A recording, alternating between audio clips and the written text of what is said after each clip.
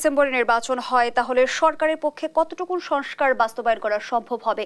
সুব্রত চৌধুরী বলছিল যে বিষয়গুলোতে ঐক্যমত্যে পৌঁছেছে রাজনৈতিক দলগুলো, সেই সংস্কারগুলো কেন করা হচ্ছে না?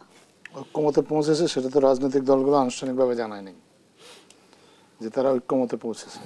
এটা সরকারের পক্ষ থেকে তো সরকারকে জানাতে হবে যে এটা তাদের ঐক্যমতে আছে।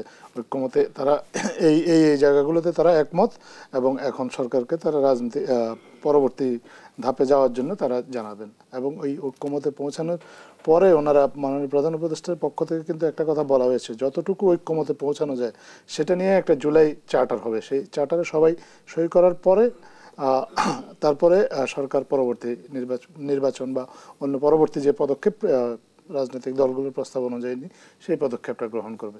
এখন রাজনৈতিক দলগুলো সবাই এসে যদি বলে যে হ্যাঁ আমরা এখন এই জায়গাতে এসেছি, আমরা ঐক্যমতে পৌঁছেছি, আমাদেরকে এখন নির্বাচনের দিকে নিয়ে যান, তাহলে নির্বাচনের দিকে নিয়ে যাবে। সরকারের তো নিজস্ব কোনো এখানে ইস্যু নাই, বা সরকার কারো কাছে কোনো কিছু চাপিয়েও দিচ্ছে না। আরেকটা জিনিস হচ্ছে যে ঐক্যমত্য সৃষ্টি করার দায়িত্বটা কেন সরকারের উপর একাই রাজনৈতিক দলগুলো চাপিয়ে দেবে? এটা তো রাজনৈতিক দলগুলো নিজেরাও নিজেদের মধ্যে আলোচনা করতে পারে। কারণ এই রাজনৈতিক দলগুলো তো একসময়, অধিকাংশ রাজনৈতিক দল তো নিজেরাই জোট হয়ে একসময় স্বৈরাচারের বিরুদ্ধে আন্দোলন করেছেন। কেন তারা নিজেরা আবার জোট হয়ে নিজেদের প্রস্তাবনাগুলো এককভাবে এসে সরকারের ঐক্যমত্য যে কমিশন গঠন করেছে তাদের কাছে উপস্থাপন করতে পারবেন না? তো সব দায় সরকারের উপর চাপিয়ে দিয়ে আর রাজনৈতিক দলগুলো নিজেরা কোনো দায়িত্ব নেবে না, এইটাও আসলে আমার মনে হয় যে একটু ভেবে দেখার সুযোগ এখনো আছে।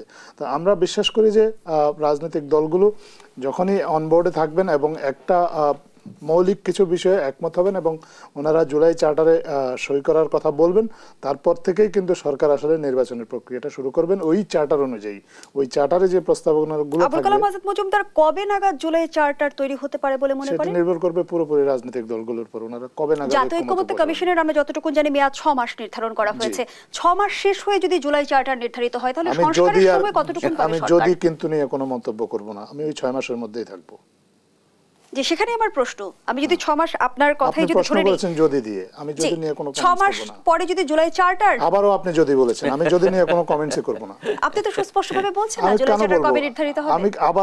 আমি আপনাকে কিভাবে বলবো কবে নির্ধারিত হবে? তাহলে নিশ্চয়ই আমাদের ওই টাইম ফ্রেমের মধ্যেই থাকতে হবে। আমি কোনো ধরনের হাইপোথিসিস এবং স্পেকুলেশনের মধ্যে যাব না, এবং কোনো যদি ইফস বাট এগুলো নিয়ে আমি কোনো জবাব দেব না আপনাকে, কারণ এই জবাবটা আমার কাছে নাই। যেটা নাই আমি সেটা আপনাকে তো দিতে পারবো না।